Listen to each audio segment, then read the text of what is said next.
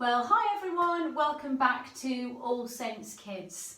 I had a lot of positive feedback from the Easter overview video. So what we're going to do this week is go step by step through Holy Week.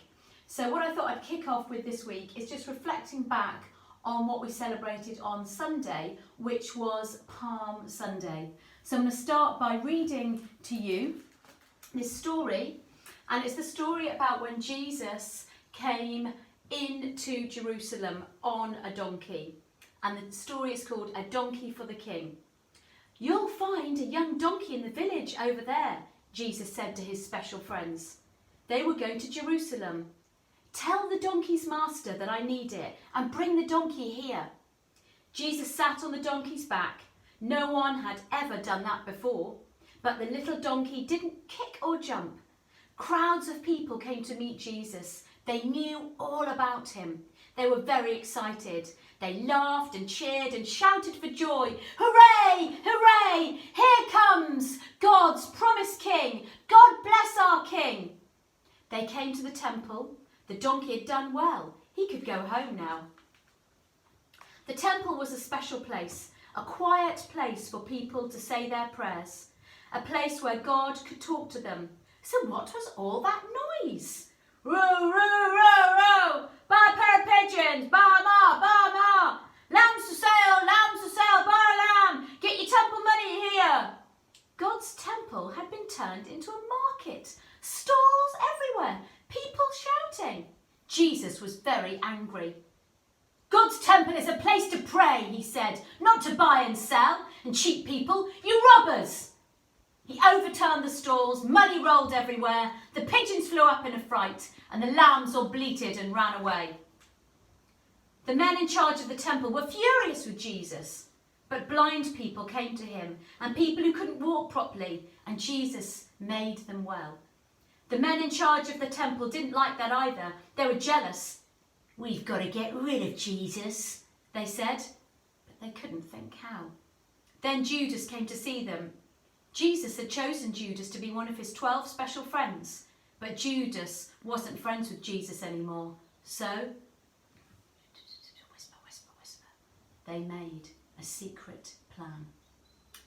So that is the beginning of what happened on Holy Week. Jesus returned back to Jerusalem on the donkey, and that was really strange at the time because donkeys weren't used for riding on at all. But Jesus knew the plan of what was going to happen that week. He already knew that Judas was going to betray him.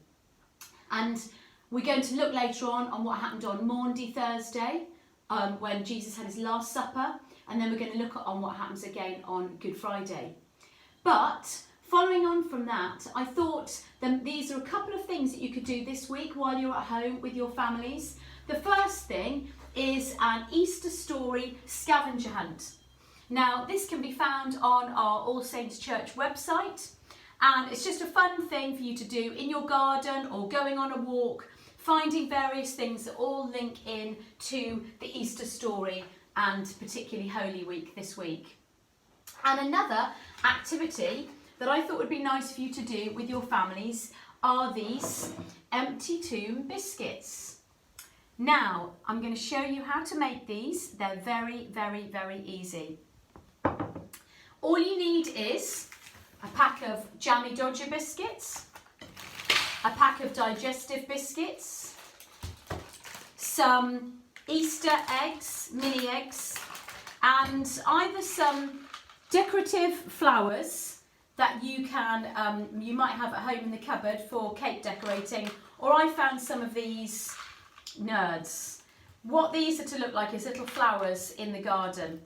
All of these things I found in the local corner shop or the local mini Tesco's. You don't have to go to a big supermarket to get any of these things. So what you do, and also some green icing just made with icing sugar, water and green food colouring. So what you do is you take a Jammy Dodger biscuit, and this is to represent the tomb, Jesus' tomb. And I'm just going to cut off the small end there so that that can stand up firmly on the digestive biscuit. You then take your digestive biscuit and just put a little bit of the green icing, which represents the grass, on top of the biscuit. Like that. You then quite easily secure in your tomb biscuit. And here is where we just add a few little bits of colour to represent some flowers in the garden. Not too many. And then, obviously, as we talked about in the Easter overview, even though the tomb was empty, Jesus came back to new life. And it was new life, and that's why we have eggs to represent new life. And you just pop that little egg in front of the tomb. See how easy that was? And what we thought you could do is, if you make lots of these, obviously you don't want to eat them all, maybe one is probably enough, one each, you could take these as a little surprise present to some neighbours. Because during this time of lockdown, people are showing lots of acts of kindness and love and compassion to one another. So a safe way to deliver these biscuits is maybe by making a net.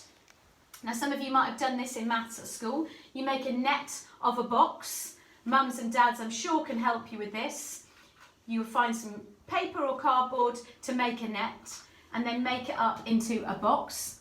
So we've then decorated our box with some fun Easter stickers, and then you just pop one of your empty tomb biscuits in the box, and you could write a little message on that box and take it around and just leave it on a neighbour's doorstep.